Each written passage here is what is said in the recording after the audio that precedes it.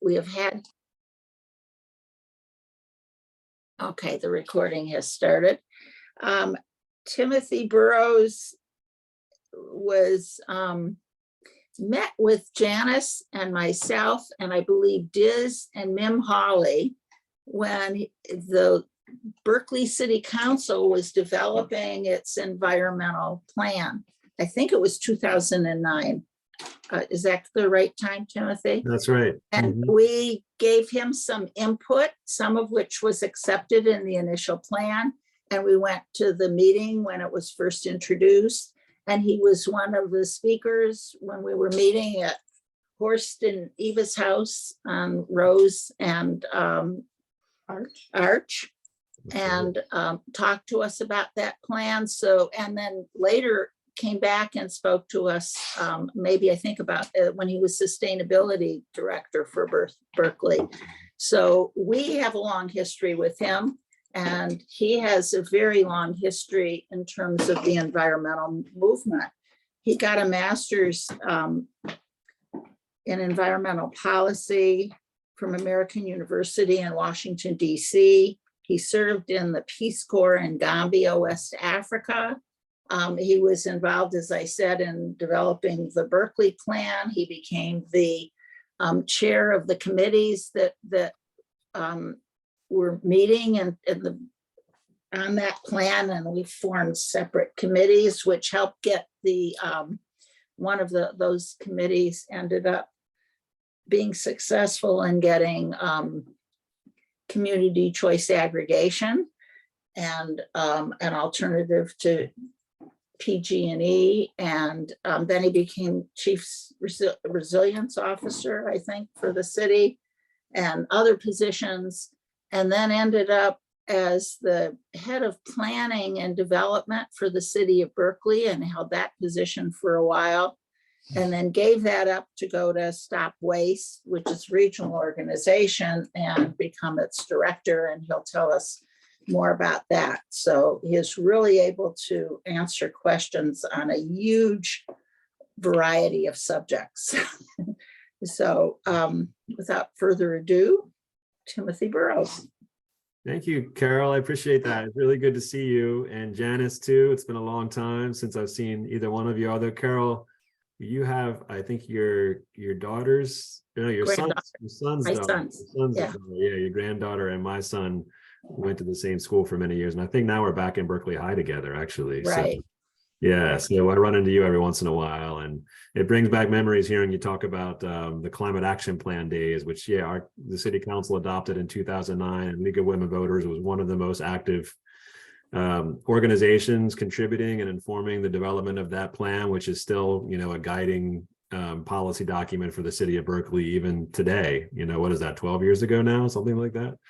Math's never my strong suit, but it was really always a pleasure to work with you and the league in general. The input was always so right on and constructive, and you were very effective at advocacy around that work. So I always appreciated that.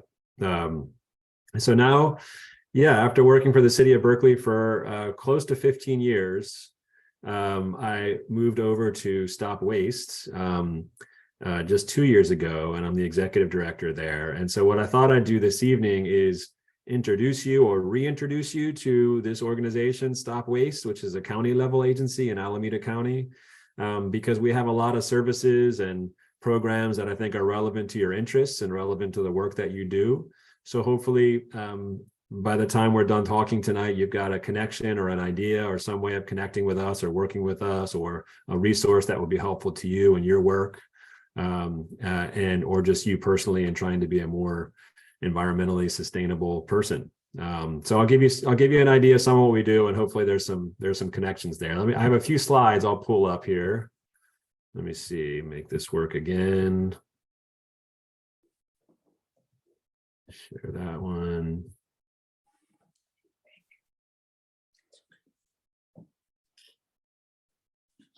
Always takes a second, good old Zoom.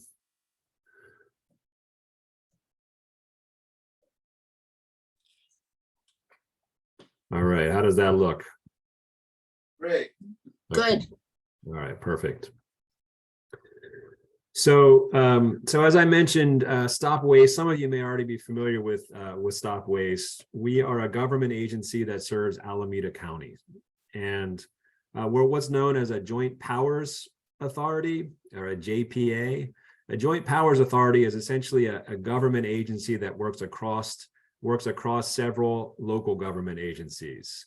So back in the mid-70s, in 1976, all of the jurisdictions within Alameda County, the cities, the county itself, and 2 sanitary districts, Oro Loma and Castro Valley, they got together and said, let's form an agency that will serve all of our collective interests around waste prevention and waste reduction. And that's how StopWaste as an agency was born, as a Joint Powers Authority, an agency that serves a bunch of other local government agencies. And so about 45 years later now, we're still serving that key function that we were created to do, which is to support and assist local governments and residents and businesses in Alameda County to advance their waste reduction efforts. And we do that. Sometimes we do that by taking on work that a given city would otherwise have to do. So we try and carry some of the load that specific cities might have to carry to reduce their waste within their jurisdictions. Sometimes we provide funding and technical assistance, which I'll talk a little bit more about. But really, we're all about helping residents and businesses and local governments really fulfill their sustainability goals. And over time, our work has evolved beyond just solid waste. And we now also have a lot of focus on energy efficiency and helping businesses and residents convert from natural gas to electricity in buildings. And our mission is to help residents, businesses, schools, and local governments reduce waste, increase energy efficiency, and advance building electrification. We have 17 member agencies across the county, including the county government, 14 cities, and the 2 sanitary districts, as I mentioned. So the city of Berkeley is a member agency, the city of Albany, where most of you on the call probably are in either Berkeley or Albany, I'm assuming. Both of those cities are member agencies to StopWaste. Our main board, which is called the Waste Management Authority Board, is made up of elected officials from each of the jurisdictions within Alameda County. So, for example, a council member or Mayor Preston Jordan in the city of Albany represents Albany on our board. Council member Susan Wangraff represents the city of Berkeley on our board. So all of our board is all elected officials from all the different jurisdictions within the county. And our funding for our work, which is what the board oversees, is mainly from fees that are placed on waste that is disposed at the landfill. So anytime a ton of garbage goes to the landfill, there's a fee on that garbage, and part of that revenue comes to StopWaste. And then StopWaste uses that funding to oversee a whole wide range of waste reduction and waste prevention programs. And a big chunk of that funding actually goes directly to the cities within Alameda County. So for one of the fees that we have on solid waste that goes to the landfill, 50% of that revenue goes passed through directly to each of the jurisdictions within the county. And then the jurisdictions themselves use that funding to, for example, pay for the staff time of the solid waste and recycling staff at the city, or pays for recycling or composting bins throughout the city. The funding has to be used to pay for waste diversion or waste prevention work within the jurisdiction. So we are an environmental agency for sure, as you can tell by our name, StopWaste, but our work is really designed to have multiple benefits. And ever since I was at Berkeley and developing the Climate Action Plan, I've always talked about multiple benefits. The work that we do as environmentalists has to have benefits beyond just the environment. For example, helping to reduce costs for residents or for businesses, or improve health outcomes by reducing natural gas consumption in homes, or promoting gardening or healthy cooking. All of those have environmental benefits, but they also have health benefits and economic benefits, and everything we do at StopWaste is designed to be multi-benefit in nature. The way that we talk about it at StopWaste is that our work is designed to be good for the planet, but it's also designed to be good for people. And I'll give some examples of that in a moment. So first, let me explain the range of services that we provide. And some of these might connect with things you're thinking about, or maybe something that we can partner on later as you learn more about our work. So first of all, we are a funder. We are a grant-making agency. We award approximately $800,000 to $1 million each year to community-based organizations and small businesses. And our funds, the grant awards that we allocate, are focused mainly on waste prevention and food waste reduction. So for example, we've awarded grants to food banks and food recovery organizations like the Alameda County Food Bank, for example, has received funding from us for their food recovery work. I really love the food recovery work because it helps keep food out of the landfill, which has an environmental benefit, but really it's about getting food to people in need, which has, obviously a social and economic benefit. And I like that multi-benefit component. We have awarded grants also to many businesses that do reuse and repair. So for example, a small business that maybe recovers computers that would otherwise go to the landfill and refurbishes them and donates them to local high schools. That's a grant that we provided in the past. Again, multiple benefits of the work that we do. So our grant cycle kicks off at the beginning of each calendar year. So in January or February, we will announce a new round of funding. And it'd be great if at minimum the league helped us promote that funding opportunity to all of the network that you have, the people in the organizations that you partner with, because the more people that know about that opportunity, the better.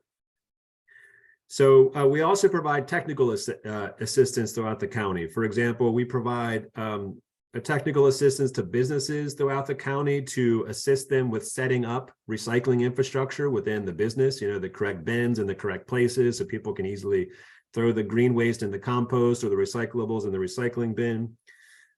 We also help businesses convert from disposable foodware, like all that plastic that we all experienced, especially during the pandemic, those clamshell takeout containers and all of that kind of stuff. We help businesses convert from plastic single-use foodware to reusable foodware that can be used again and again, keeping waste out of the landfill. And we provide assistance to help businesses figure out how to do that. We do a lot of public outreach campaigns to educate and empower residents to reduce food waste or take advantage of compost in their garden or how to grow healthy food in their backyard. We do a lot of outreach and education campaigns, print media, social media, things like that. And one of our strengths is also building connections between people and organizations. So once a month, all of the sort of the environmental staff at each of the cities throughout the county, they come to StopWaste and they have a monthly meeting where they connect and share ideas or share challenges. When I worked at the city of Berkeley, I used to go over to StopWaste once a month. They always had great coffee and cookies, and I would get a treat and I would get to hang out with all of my colleagues from cities all over the county. And it's just a great kind of shared experience and network that we help convene. We also bring together monthly all of the food recovery organizations, the food banks, the food pantries.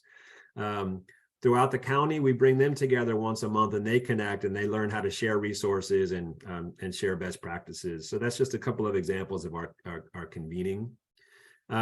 We also provide funding for energy efficiency upgrades and electrification upgrades. So for example, if you're interested in replacing your gas heat pump, your gas water heater with an electric heat pump, which has a more environmental benefits, we will help pay down the cost of that upgrade for your home or for your business. So we provide incentives as well. And all of this work, like I said, is designed to do more than one good thing at once, have an environmental benefit, but also economic and social benefits. So I'll go into a little bit more detail about some of our programs, a few specific examples for you. And I'm going to start with one of our largest programs, which is designed to help our member agencies, the cities that I mentioned, and the businesses and residents within our cities to comply with a state law that came into effect this calendar year, and it's called SB 1383. SB 1383 was actually passed and signed by the governor back in, it's been a few years now, I think it was actually back in 2016, but it only came into effect this year in 2022. And it's designed to reduce methane emissions by diverting organic materials away from landfills and instead into compost facilities. So organic materials, what I mean by that is food waste or yard waste.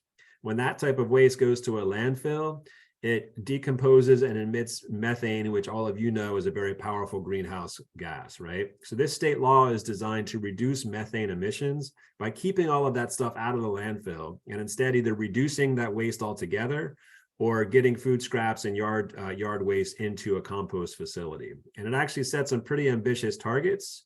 It calls for diverting 75% of organic waste from the landfill and recovering 20% of surplus edible food for human consumption by the year 2025.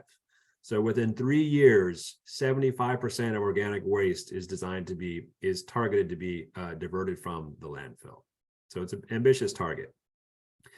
And the main entities that are responsible for achieving that target and implementing all of the rules that came with SB 1383 are cities, local governments, Berkeley, Albany, Hayward, San Leandro, all the cities within the county and beyond all over the state. So all of those cities depend on StopWaste to help them achieve and comply with state laws like this. So we've been doing a lot of work to help our jurisdictions advance implementation of 1383. For example, we've been doing outreach to all of the business in Alameda County to let them know what the new requirements are. We're helping all of the jurisdictions with enforcement of the new law. We do outreach across the county around 1383. We provide all kinds of free resources and technical assistance. Our job is to help the city's job to be made easier. And in this case, it's to help comply with this new state law focused on keeping organics out of the landfill. So what it requires is that all businesses and all residents have a system in place to recycle anything that's recyclable and to compost anything that's compostable. So any business has to have both a green bin and a recycle bin available for their customers, and any resident also has to have a green bin for organics, a blue bin for recyclables, and then your gray bin for garbage. All of that is now required statewide.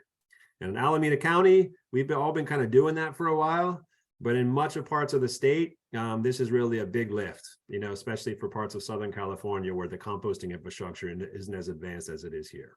So that's one example of work we do to help our local jurisdictions. Food waste is a big focus for us. Food is the largest component of waste that gets sent to the landfill in Alameda County, which is really incredible, actually, right? And how much of a shame it is that so much food gets wasted from just sort of a social perspective. When there's people in need, it's such a shame that so much food gets wasted, but it also has a huge environmental impact. And given that impact that food has on our environment and our communities, prioritizing upstream food waste prevention and recovery is really central to our work. So I mentioned some outreach campaigns. We have an annual, what we call our Stop Food Waste campaign, which provides tips and tricks to residents all over the county for how to prevent food waste and, use all the food in your refrigerator before you go back to the grocery store, and how to store produce to make it last longer. Things like that, tips and tricks for reducing food waste. If you go to our website, there's a really dynamic set of information there to help folks reduce food waste at home. And food waste from homes is the biggest source of food waste within the county. We also provide grants, like I mentioned, to organizations like food banks and food pantries. These folks are really the boots on the ground for capturing food that would otherwise go to waste and getting it to people in need. So we build capacity in those organizations. And like I said, we also bring all those organizations together monthly to help them share best practices and be more effective in their work. I mentioned the helping restaurants convert from single-use plastic foodware to reusable foodware. That's one of our main goals this year. We're providing funding to businesses throughout the county who want to get rid of the plastic foodware and use reusable foodware instead. There's a lot of businesses emerging with new systems for collecting foodware and reusing it for restaurants. So we provide rebates and grants to lower the cost for businesses to use reusable foodware, like these cups and trays in this image on this slide, instead of throwing all that foodware away. I don't know if you're like me, you probably noticed how much more plastic there seemed to be during the last 2+ years during the pandemic, when we couldn't all hang out in restaurants for a while, but we still wanted to support them. And so we got to-go food, and we had plastics piling up in our garbage and our recycling in our homes. So now we're transitioning out of that phase of our our world and of our life, and we really want to help restaurants get back up to speed with reducing the amount of plastics that they produce through their to-go containers. We're a big fan of compost, right? When you send organic material to a compost facility, food scraps and yard waste, it creates this amazing resource that can then be reinvested into our soils, our farms in the Central Valley, our own home gardens. We provide a lot of compost throughout the county and provide a lot of compost education. This year, we launched several compost hubs, we call them. One of them is in Alameda. There's another one emerging in Pleasanton and Livermore. Berkeley has a compost giveaway as well down at the marina. All of these are opportunities for residents to access this amazing resource to grow healthy food in their backyards.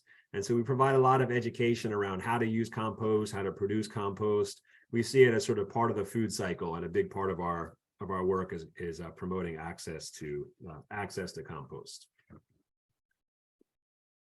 We do a lot of work in schools. We have a whole team focused on education in schools. That was really disrupted during the pandemic, but we're back in person now. We run, for example, tours of the landfill and of transfer stations so that third graders and fourth graders can come to a transfer station where waste is produced, and they can experience all of their senses can experience what it looks like when all of that waste gets dumped in our trash cans and our recycling bins, and it's processed at a transfer station.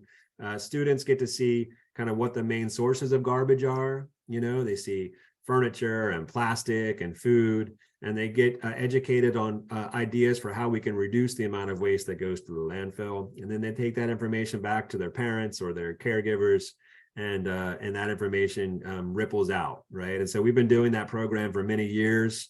We'll go into schools and we'll help students and teachers work together to do an audit of the school's waste stream, to learn about the types of waste that are thrown out of the school, and what teachers and students and families can do to reduce waste in their homes and at school. So we're really a big fan of that program, and we really believe in starting folks out young to become environmental stewards. And so we invest a lot in that work.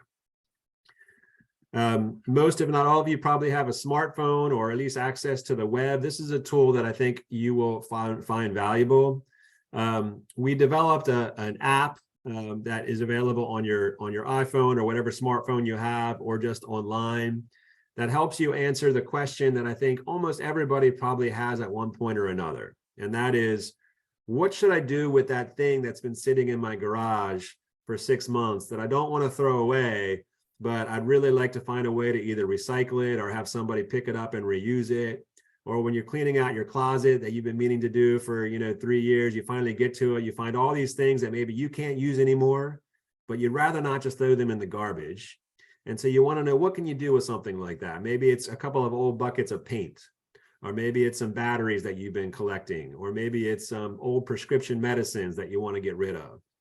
What the resource tool does is it enables you to type in your zip code and then type in the material that you're trying to figure out how to dispose of, and click enter, and it gives you a whole list of ideas for what you can do with that material, right? Sometimes it's, oh, you know what, this local organization accepts computers that you're not using anymore, and they'll recycle them. And so it'll give you the address of that organization, the name, the phone number. You can take that material over there.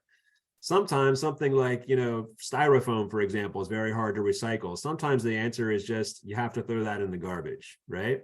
But a lot of times the answer is you have an opportunity to reuse a material or recycle a material, and Resource gives you guidance on how to do that. So I'd really like to encourage you, if you take one thing from today, one action that I'll give you, one piece of homework that I will give you, is download this tool on your phone, or look it up on our website, stopwaste.org, and put it to use and see what you think of it, and then share it with your friends. We already have tens of thousands of people throughout the county using this tool, and we're getting a lot of good feedback on it. I mentioned energy incentives.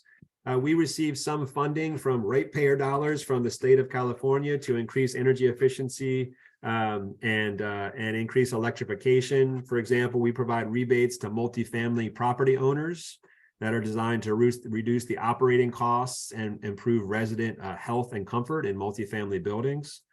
So any property owner of a multifamily building with 5 or more units can get access to rebates of up to $750 per unit for energy efficiency upgrades. And single-family homeowners can receive up to $5,000 in rebates for home energy upgrades, along with technical assistance as well. And I already mentioned that we provide funding to get rid of a natural gas water heater and replace it with an electric heat pump water heater. All of that money is designed to make it more cost-effective to do the right thing in our homes and businesses and reduce the greenhouse gases from the energy consumption in our buildings. So that's kind of a sample of all the work that we do at StopWaste for residents and businesses and local governments throughout the county. Let me pause there and look forward to any questions you have about our work or any work we can do together.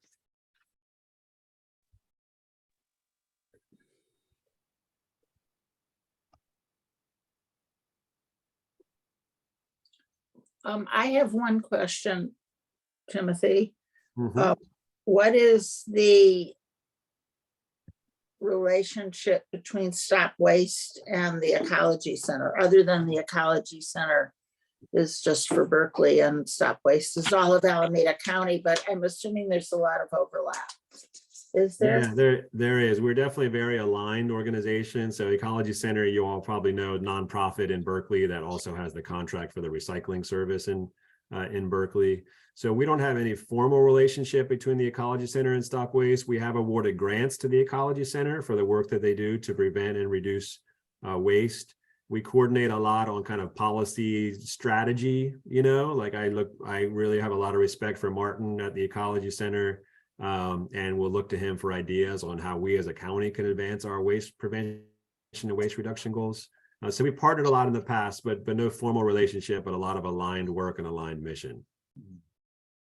An anecdote that you might be interested in is Gail Shickley used to be my co-chair for this committee, and the committee was founded over 40 years ago by her late mother-in-law, Beth Shickley.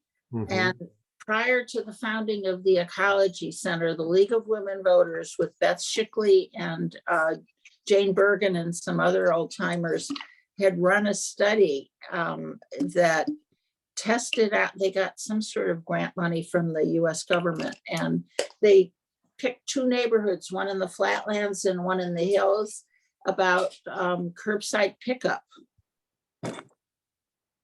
And Martin hadn't even known about that. Martin has also been a prior speaker and spoke to us about plastics Yeah. a couple of years ago, which is a huge problem, as all of us know. Yeah, absolutely. And you alluded to, and I definitely have noticed with the increase of plastics now. Does someone else have questions? Michael and Victoria have their hands up, and then Janice raised her hand. Yeah, I had, but it was 20 years ago, I was on the board of the Ecology Center.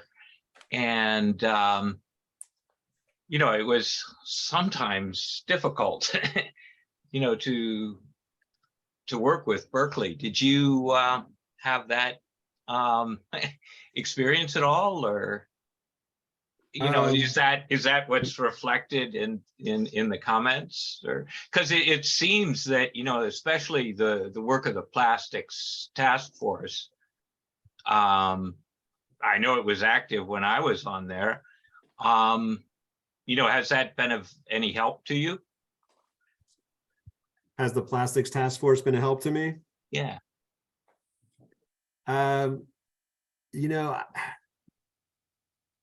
I can't speak specifically to the plastics task force, but I can say that, in general, when it comes to the work that happens in Berkeley and at the Ecology Center, Berkeley's can certainly be a difficult place to operate, difficult place to work for a lot of different reasons, as I well know. I mean, I was the director of planning in Berkeley.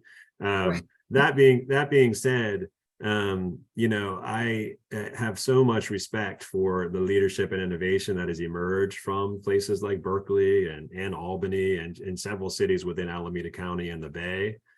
So it's not always easy to get work done in this part of the world, but you know, it's also you have to appreciate the level of innovation and care and sort of the environmental culture that exists in this part of the county and this part of the world. So no place is perfect, and every place has its challenges. But if you're working on environmental efforts, this is one of the best places in the world to be. And I was wondering, in legal context, have you had any encounter with a law called the public trust doctrine? No. Yeah, No, not familiar with it. because you know, it's during the Trump reign, the legal profession was trying to get rid of the whole notion that there are some things that are not for sale, that are Mhm. held in trust for the benefit of the people of the community. And you know, water is a public trust asset, Mhm. as is air. Mhm. And you know, in terms of working with, I was just curious because, you know, it's the law in California that there is a California trust, and it might be useful if the legal profession and public agencies did sort of a review of their public trust responsibilities Mm. before they started trying to sell off all the public assets. Mhm. Like this Thursday, there's a desalination plant. It's totally unnecessary and unreasonable. And it's coming before the Coastal Commission. And it's on Thursday. And the governor's office just said, hey, we need to approve all the desalination proposals. And, you know, does that, I mean, can the governor give orders like that, you know, to override the public trust?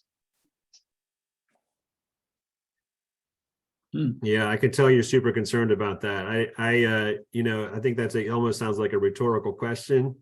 But yeah, this sounds like there's a lot to talk about, a lot to look into there, but I also don't feel like, you know, qualified to respond to that particular question or comment. But I see some other folks have their hands up as well. I said, Victoria, did you have a question? Yeah, so I heard when you said that we could possibly like work together in whatever StopWaste is trying to support.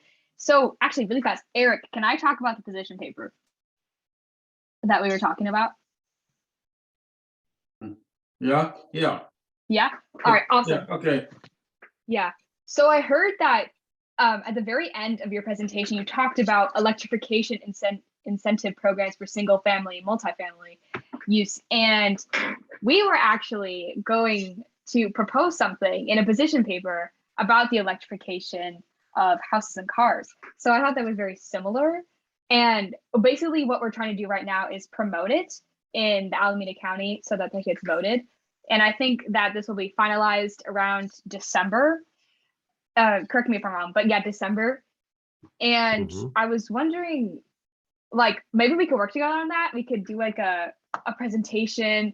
I remember we talked about in the Albany Community Center, for example. We could do this in both and all three, Albany, Emeryville, and Berkeley, but the community centers, and we could give presentations about why this is so important, because it seems like StopWaste is really like for this and could help us, and we could like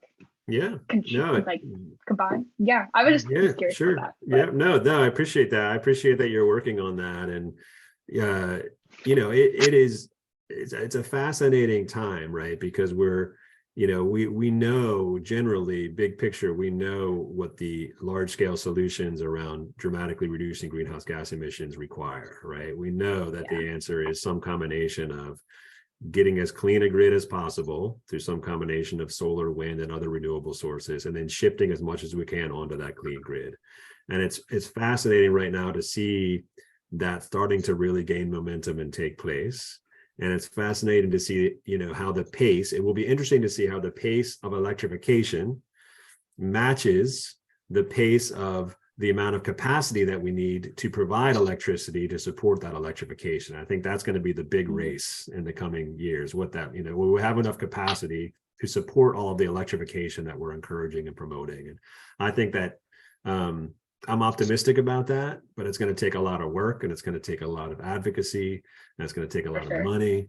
That is advocacy that we do as an agency. We talk a lot about electrification all over county. So I'm happy to talk to you more about how we could potentially kind of dovetail our efforts and magnify each other's efforts to get the word out about that work, because it sounds like a good opportunity. So yeah, you have my email, I think. So why don't you just keep me posted on your position paper, and maybe let me know the status of it and when you're ready to share it, and we can talk about what a potential partnership could look like.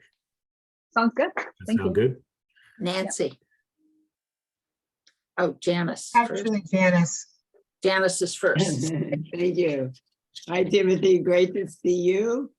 Good to see you. I've been missing you for a long time, seems like. It's been a long time. And I'm really concerned with the use of plastic. Like, to get into a medicine bottle, I have to first take the plastic off the package, then take the plastic off the lid, and then unscrew the lid, which is totally tight on. This is just an example. And then, of course, the bottle or whatever is plastic. And it seems to me that okay, this is like long range planning, is that we need some legislation on that. It seems to me that, and is this true for the rest of you also, that the plastic industry has been forced on us in a way to give the oil companies an outlet to sell part of their product or a piece of their product. And so we need to limit, it seems to me, the amount of plastic that's even coming towards us. Mm-hmm. So as you're circulating, maybe, I don't know, that's just an idea. Yeah. There. Well, And you're Janice, I think you're speaking to a big part of the, the focus that we have as an agency. And, I think historically over the many, really since the 70s, the emphasis is has been to put the responsibility on the consumer to take a product like a piece of plastic packaging and then make the consumer do something with it at the end, after at the end use, right? Like, oh, I've got this pill container or this can or this bottle, and it's the responsibility of the consumer to figure out what to do with it. And I think what we've seen is we are experiencing the limits of that approach, because much of the plastic that we get either from a takeout container or other forms of plastic packaging really isn't actually recyclable. And so the answer can't just be, what do you do with waste at the end of its life? The answer has to be, how do we work with producers to reduce the amount of waste that's ever produced, and the upstream waste prevention, and put some responsibility on companies that produce the packaging. The good news is that this year, the governor signed a law called SB 54. And SB 54 is a new, what they call extended producer responsibility law. It's the most far-reaching law in the country that was just signed by the governor. And it has requirements for a number of different things. First of all of the plastic packaging produced in California has to achieve very specific recycling rates within the next 10 years. I think it's 65 or 75% recyclability, actually be recyclable by 2032.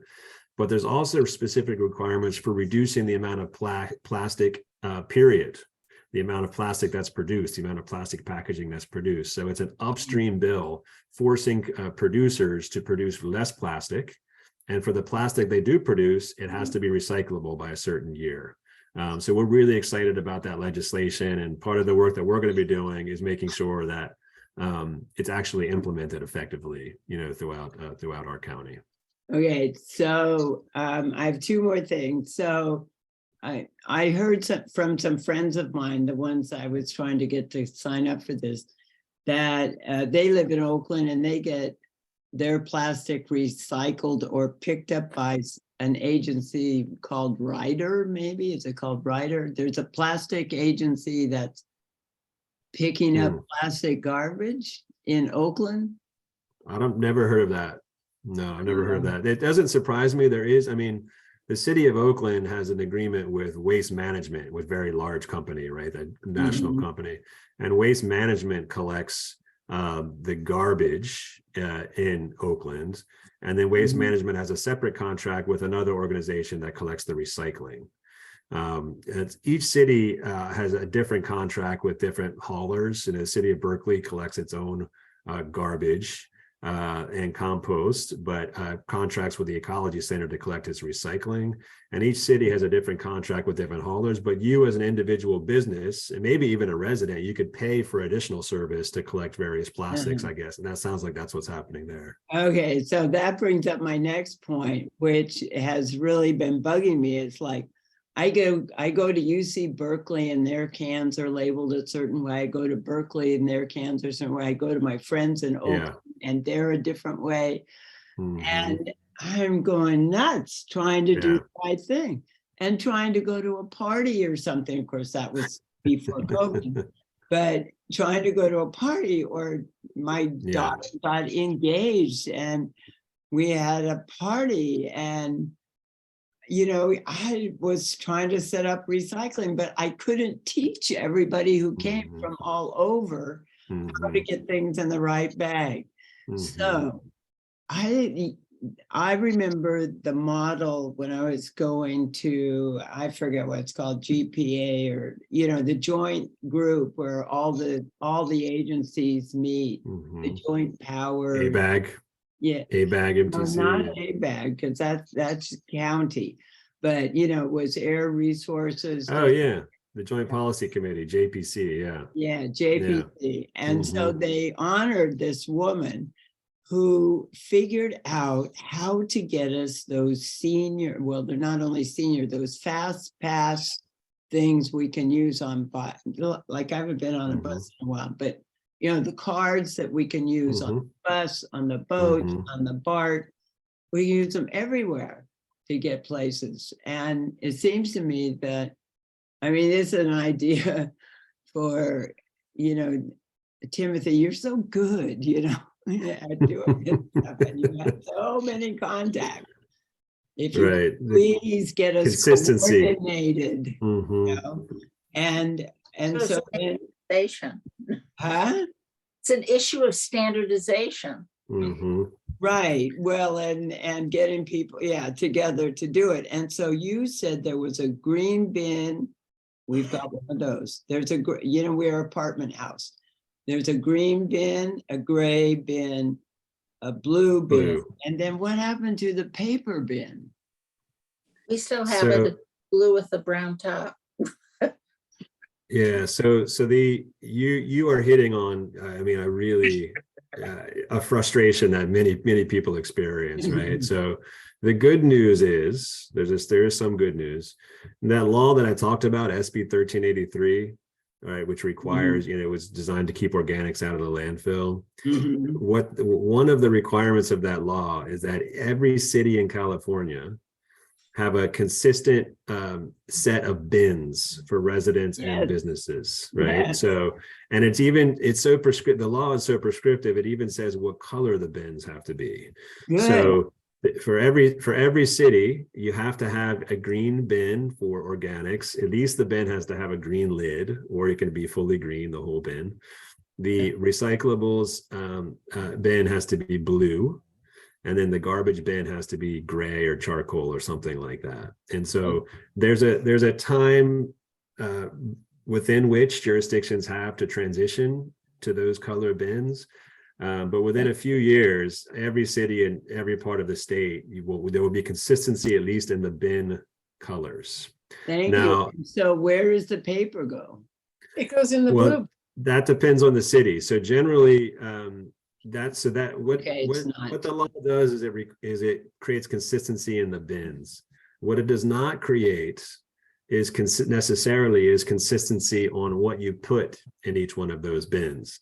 And that over time, that will get better and better because the state is really providing much more direction on what is and isn't recyclable. And it's holding companies accountable for what they say is recyclable and how they can use that chasing arrows symbol. Oh, yeah. Companies will put that on anything. They say, oh yeah, sure, it's recyclable, right? But now the Attorney General in the state of California is starting to really crack down on businesses and making them prove that their product is recyclable. And the more clarity around what's actually recyclable, then the more clarity that cities can provide their residents on what to recycle and what to put in each bin. But right now, if you go to Oakland, maybe you can, recycle your cardboard milk carton. And if you go to San Leandro, maybe they say, no, you can't put that in the recycling bin. And there's inconsistency across the cities. And that's going to be a challenge for a while. That's part of what we try and do at StopWaste as well, is help provide some consistency across the county, but it is not easy. Okay, well, try and send us your, newsworthy little clippers when they're ready, Okay. Yeah, so we can publish them in our newsletter. And I have one more thing, which is not a big question. I want to go back to Michael because Michael's question that he asked you, he could answer part of that. And I can't even remember the total question, but Michael is a lawyer himself and has been working in, Michael, what'd you call it? Anyway, so let him answer that question to the best of his ability because we'll all learn something. Yeah, I could tell he was coming from a place of experience on that question, but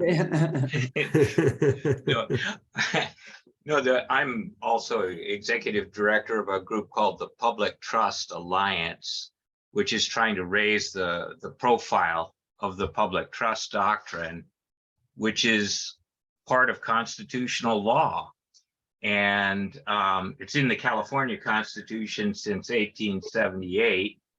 And it could be very, very helpful in being more resilient with the environment. Mhm. And my main question, though, this time is, everybody knows that oil left in the ground is much more valuable to humanity than oil taken out for any reason. Mhm. And I was just wondering if there was anything that StopWaste was doing in moving toward non-carbon fuels and electrification Mhm. that could make use of actual economics and saying that how about not subsidizing hazardous Mhm. waste and basically oil is a bad, not a good. Mhm. And why shouldn't we price it honestly? Mhm.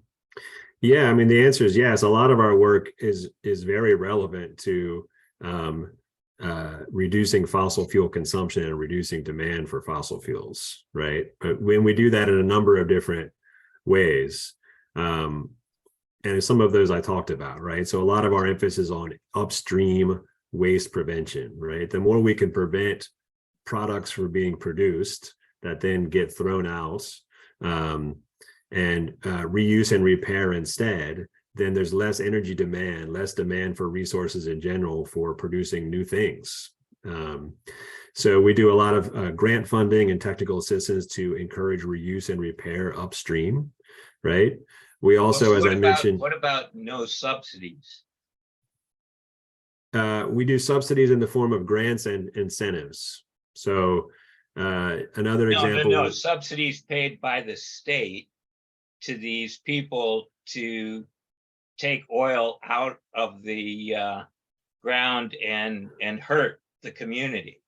I totally agree with you. That is an absolute harm. Our agency is focused on waste prevention and waste reduction at the county level, though. So we operate in Alameda County, and our role is to support the cities and the county within Alameda County on waste prevention, waste reduction, energy efficiency, and electrification. So we don't do advocacy to the state in general about keeping oil in the ground. But I'm glad that other organizations do. Our focus is on how we can effectively help residents and businesses reduce waste and increase energy efficiency and electrification in Alameda County. Nancy, did you have a question? Did We Nancy? might have lost Nancy. She's gone. Okay. I do have one question. Mhm. So you touched on the recycling industry a little bit, and I wanted to like ask you more about it because I've heard a lot of honestly really, really bad things about the recycling industry, about Mhm. how they basically have placed the responsibility that they're supposed to have on us. Mhm. And for the most part, everything gets thrown to the trash anyway. So just like, I guess, how do you guys like, okay, I guess my first question is like, what do you think of the recycling industry? My second question is like, how do you guys talk about that as an organization? Like, So yeah.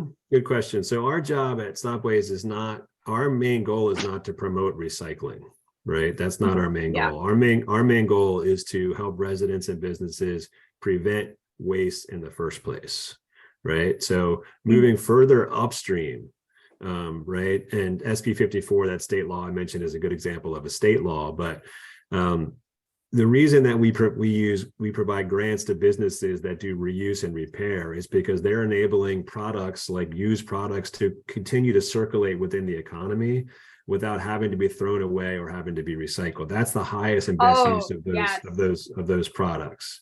So we invest in upstream. A lot of people refer to that as circular economy. You know, taking materials and products that enter the economy and finding ways to get them to be reused and re-enter the economy numerous times, which has economic benefits and jobs benefits, preventing that material from having to be thrown out either in the garbage or in the recycling bin. Yeah. That being said, clarification. Yeah. Yeah, just a quick clarification. So you guys are preventing from the object from even being thrown in the bins. That's the goal. Okay. That's the goal. Where does now, it that go being again? said, sometimes you have a food scrap or something, like you've used every part of that, you know, whatever squash that you can use, and you've got to do something with what's left over. And so we do provide guidance on what you do with the food scraps, put them in the compost bin. There's also some products that we just inevitably come into contact with from the grocery store or the pharmacy or whatever, you know, products that we need that come in packaging that we don't know what to do with. And so we will provide guidance to residents on what to do with any material that you're done with. We hope that that material can be reused and recirculated. If not, we'll provide guidance on how best to recycle that. Make sure that goes in the blue bin, or, you know what, that's not going to be recyclable at all. Sometimes you just have to throw something away. It's better to throw something away than wish that it could be recycled and put it in the recycling bin, because that hurts the recycling process as well. So we do guidance all up and down the whole stream, the waste stream, but the ultimate goal is to prevent waste from even being created in the first place. Okay, and it's all like self done rather than like being sent to a place. It's just like informing you how to reuse. Yeah, most of our work is some combination of, you know, we will give money to businesses that have an idea or an innovation that reduces waste, right? And then we provide outreach and technical assistance to businesses and residents to help them understand how best to manage the materials that are in their life, right? Whether that's food waste or yard waste or plastic waste. Yeah, so it's a combination of funding and technical assistance. Yeah. Awesome. All right, thank you. Janice? Nancy is back. Before Janice let Nancy go. She's muted. Unmute. Thank you. And thank you, Timothy, for giving us your evening. This has been very nice. I had to go off for a phone call. I actually live in Marina Bay in Richmond. I moved here rather recently, and I've started basically trying to help address the trash going into the bay. We had quite an infusion of large trash go into Meeker Slough last year. And I'm wondering, first of all, I should ask you whether or not your group handles large trash, such as grills, beds, whatever, that end up in, do you deal with that? So our organization does not directly collect waste, garbage, recycling, composting. We're not a hauler. We're not a service provider in that way. So what we do is we try and inform businesses and residents on the best way of dealing with a material like that, right? So Interesting. for example, if you live anywhere in Alameda County, our organization would be an organization that you would go to, for example, by downloading that resource app. You Uh-huh. could type in the word grill, used grill, and put in your zip code, and you would get information on local organizations that would collect that material from you so that you would not have to throw it into the landfill. Well, Right. last time I checked, Marina Bay is in Contra Costa County, so Yes. I'm not sure. Yeah, okay. That app, the resource app, is also active it serves Alameda and Contra Costa County. So make sure you download that app. Right, I will. My question was going to be, when we were approaching the city about trash, one of the things we asked for were several times a year to have major trash pickups. And do you have any information about whether or not those are effective at actually reducing what ends up on the streets or in the bay? Very effective. It's a really important program throughout the county and throughout the region. Those bulky waste pickups, a lot of people Yes. call them, Yes. very, very effective for reducing litter and illegal dumping. Also, the haulers that are under contract by the cities to do the bulky waste pickup. The part of their responsibility is to divert whatever waste they can from the landfill, the materials that they pick up. So Okay. very effective program. Also just great for residents, because it helps deal with, we all sometimes, get stuff that we don't know exactly how to deal with. And Yes. usually we're the ones that end up having to pay for having to deal with it. And so just to have a free pickup periodically for residents and businesses throughout the county, I think is a really great service. Okay, thank you. Yeah. Janice. Okay, so I used to, especially during COVID, I was picking up soup at Saul's Chicken Soup, and I used to be able to take my jar, but now they only serve it in plastic.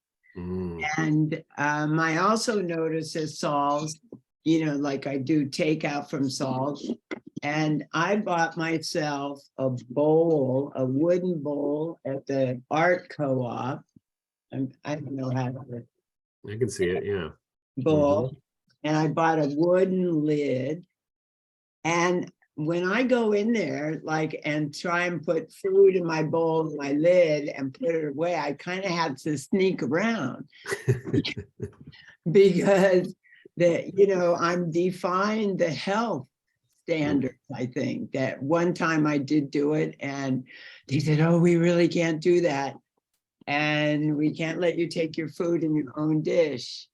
So that's a myth actually that really gained a lot of momentum during the pandemic when we were all worried about spreading COVID through things that we touch, right? And then we since learned that COVID is spread mainly through airborne.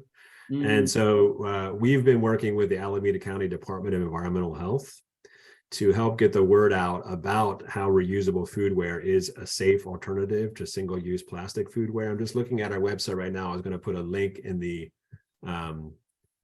chat, and you could take this document, you could take this one-pager fact sheet to Saul's, and you could show it to them the next time you go.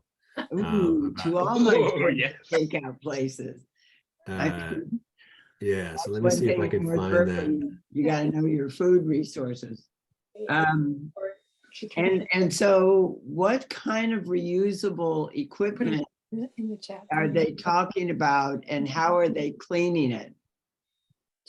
There's a couple of models out there, right? So, I mean, the most straightforward model is if a business, the most straightforward and the easiest right now is for in-house dining, right? There are some food serving businesses throughout the county that even for in-house, they will give you the food on some disposable piece of foodware, disposable plate or something like that. And so that's the sort of the easiest way for a business that has dishwashing capacity, you know, can convert to reusables and actually save thousands of dollars on the purchase of those single-use foodware. And then there's the to-go containers, and there's a couple of models that are emerging there. One, for example, has foodware collection spots throughout a given city. It's starting to emerge in different cities. And so I can go to a restaurant, get my to-go food in a reusable like metal container with a plastic lid, go home, enjoy my food. And then whenever it's convenient for me, I can drop that piece of foodware off at a centralized location. And that's collected by a third-party business that then cleans all of the foodware and do industrial dishwashing and then delivers that foodware back to the restaurants. So that's a model that's emerging in different parts of the county right now as well for to-go foodware. Do they only do it in electric vehicles? If not, What that's about- where they got to get that. They got to get in that direction. You're right. Yeah, what kind of electricity do they use? Yeah. Well, I have another one based on Janice's question before about the medicines and all the plastic with that, is that Kaiser, you know, mails out prescriptions in these plastic bags, and with huge amounts of paper, with the you know, it's just amazing. Have you worked with the hospitals at all in Alameda County? Yeah. No, that's a great question. Yeah, we do. We are sort of starting to. It's funny you ask, because we just did we haven't worked directly with Kaiser yet, but we would love to.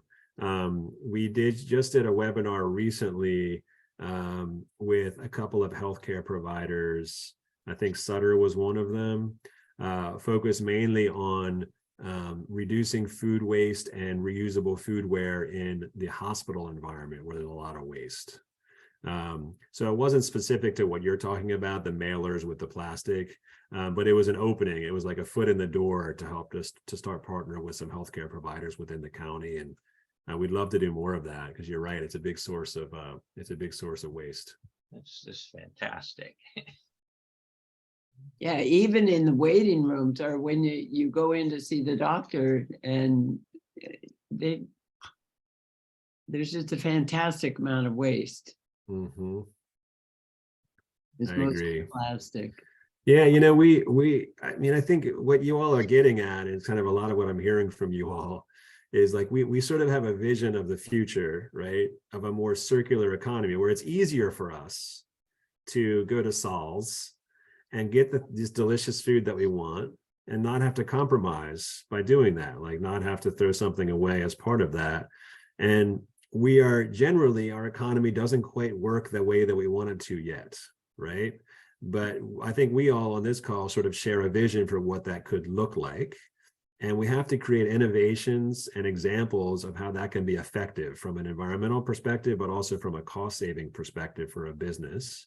And we've got to lift up those examples and build momentum into them so that, you know, in our lifetimes, we get to the economy that we want, which is a circular economy where less waste is produced and it's healthier for people and it's healthier for the planet. And that's what you all are working towards. That's what I'm working towards. And we just got to keep working on it. And unfortunately, it takes longer than any of us would hope. I have a few short questions. I think they're short. A number of years ago, we heard the city of Berkeley had this restaurant green certification program. They still have that? There's a countywide green business program. It's not specific to restaurants. Okay.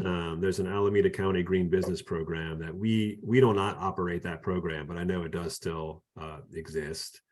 And that program is designed to essentially be an incentive for a business. So if you have the right recycling and composting bins, and you're using energy efficient lighting, and you offer transit passes to your employees, you know, there's a whole list of items, then you can get a green business certification and you can use that in your marketing as a business. So that's how the county program is designed, and it does still exist. Okay, it's somewhat different. Yeah. Because a lot of the businesses that were using, because I think a lot of this relates to plastics, what I'm about to say, but plastics used to be, you could recycle the 1 or the 2s, but not the 3s, the 4s, and the 5s. And now it seems so much is not recyclable. And so places like Picante have gone to packaging food to go in much more heavy duty plastic, whereas before they weren't. Mhm. I think that it's hard for businesses to know how to serve the consumer at the same Mhm. time as serving the environmental recycling needs. Mhm. And Yeah, that's I think, right. I mean, what we're experiencing here is for many, many years, we could send all of our plastic waste to China, and we could sort of tell ourselves that when those materials got to China, they were being recycled, right? And then at some point, China said, we're not going to take all of that waste anymore, right? And so what that caused and what that created is, a lot of challenges, obviously, but also some opportunities where we as a country had to sort of take stock of the plastics that we're producing and what we do with them. If China's not going to accept them, where do we need to send them? And what that opened up is a conversation around reducing waste in general and figuring out what is actually recyclable, right? And so a lot of the stuff that maybe we were hoping was recyclable and putting in the recycling bin maybe wasn't effectively recyclable anymore. And so sometimes that feels like a step back, but I think ultimately over time it's going to be a step forward, because it's really going to force us to figure out how to better manage our own resources as a jurisdiction, as a county, as a region, as a state, as a country. But that's kind of the process that we're in right now. We're still sort of figuring out what the new system will look like now that we can't just ship all of our materials to Asia anymore. another question with a little anecdote at the beginning is when we were talking about other speakers, we had Michael was a speaker of ours a number of years ago about the Public Trust Alliance. And he's been a long time supporter of our work. Somebody else that we had as a speaker a little more recently was Arlene Blum, who worked on PFASs when they were early on. And the state has just passed some sort of a bill that is against that. I don't know exactly what it did your, it's not exactly within your jurisdiction because it's much broader than the county, but have you? It's relevant to our work, and we were definitely a supporter of that bill.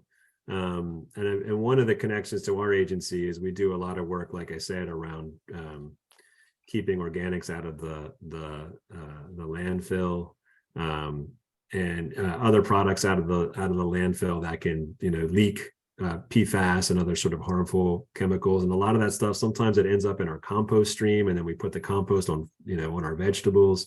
So there's definitely health concerns related to PFAS that are really significant that finally California and other states in the U.S. are starting to act on, and we've been tracking that and advocating for that at a state level. That's good. I just put a link in the chat, which is the one pager on this reusable foodware safety and how it's allowed and encouraged within Alameda County. And we designed this. The Alameda County environmental health inspectors, they're the ones that go out to restaurants and inspect for food safety. We did this one pager for them, so whenever they're in a restaurant, they will give them this one pager and remind them that it's safe to use reusable foodware. So check that out and take some with you when you go out to get your to-go food. How many other counties around the Bay Area or around the whole state of California have organizations like StopWaste? There are some. I don't know how many. StopWaste has been at it probably the longest. We're pretty. We've been around for a few decades now, doing the work that we do, and we're in Alameda County, which is such an incredible part of the region and part of the world. So we're very proud of our work. There are other county level agencies that are like StopWaste that have emerged in the Bay Area. There's a Sonoma County Waste Management Authority. There's 2 Contra Costa based waste management authorities. There's a Santa Clara. What else? There's a few around. So we're not 100% unique, but I think we've been at it as one of the more seasoned agencies at doing this work. But have any of these agencies though heard about the public trust doctrine? Well, I'm gonna tell them about it. I'm glad you pointed it out to me. Yeah. Well, that's the educate thing myself is about it. that it's happening all the time, and there's these tremendous breaches, and neither political party brought up the public trust doctrine during the whole impeachment process. And it's a lot, it's a big part of our constitutional tradition. And it would really help if Alameda authorities, well, you can't even say they should ask the law schools, because the law schools are a big part of the problem, because lawyers seem to want to get paid for being able to sell any argument they want, even if it's contrary to the public trust. And anyway. I appreciate that background. Yeah, thanks for turning me on to it. And I'm going to educate myself on that. So I appreciate you giving me a heads up. Yeah. I'm going to say one thing about that. I watched a BBC interview of our previous governor, Governor Brown, and they were trying to sort of buttonhole, shall we say.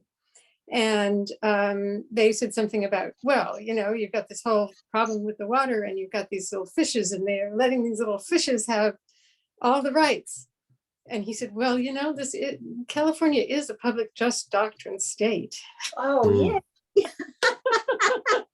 Well, it happened. It was a Supreme Court case about Mono Lake. Oh, It yeah. happened while he was governor. Yep. And he had a governor's task force on updating California water law. And yeah, it's very much a part of the law.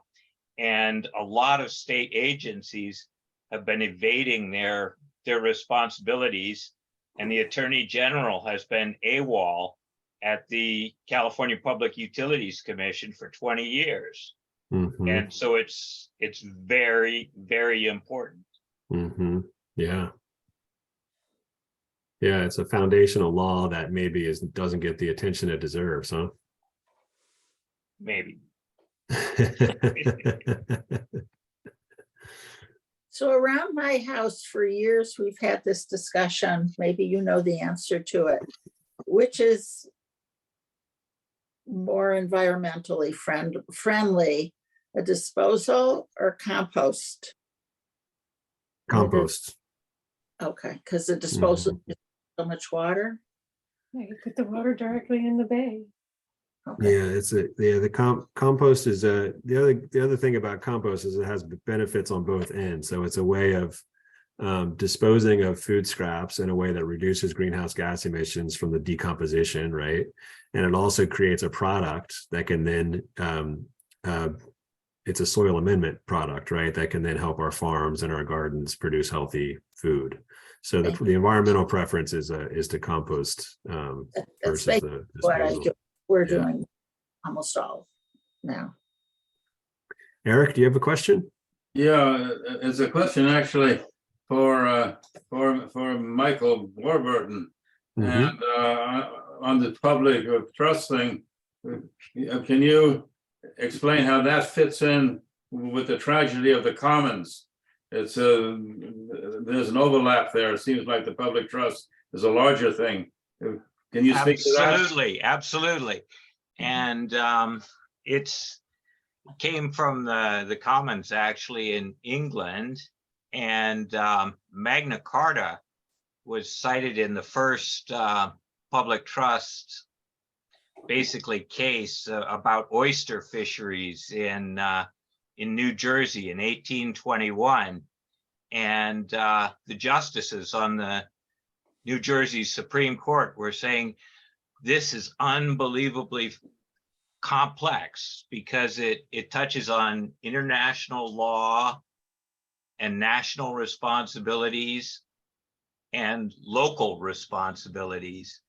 And it comes from the old Roman law, the Justinian Institutes, which were actually quoted by the California Supreme Court in the Mono Lake decision. And the Justinian concept was there were two levels of law, the law of nature and the civil law. And it was when the two levels of law were in conflict, it was the duty of the emperor to bring the civil law into harmony with the law of nature. And the example that Justinian used was the institution of human slavery. He said nothing could be more contrary to the law of nature than human slavery, and yet our civil law tolerates it. So he recognized a legal obligation to end slavery 1,300 years before the Emancipation Proclamation. And it's a very, very serious part of law. And there's a tremendous amount of case law in the United States for 200 years. And it gives you a mechanism for balancing public obligations, but it's always in favor of the benefit of the public and not private claims. And that's why lawyers don't like it, because they're hired by private claimants. And it's a public obligation, which has always gone with resources, and especially water. And it's contemporary, and a lot of California agencies are ignoring it at their own peril because it's intended to benefit the public, and every Californian has standing to bring up the public trust.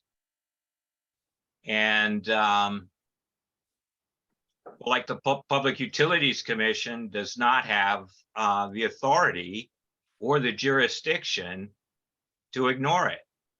And anyway, it's very useful legally. Yeah, thank you.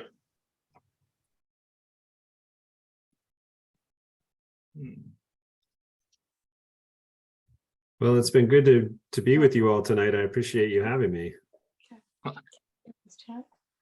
No, I'll do that. Timothy, I have one last question. Yeah. Which is goes a little bit away from what you're doing now, but since you had been the head of, the planning department in the city of Berkeley, and there are all these state laws now in terms of taking over the building and everything. Has that made that job much more difficult?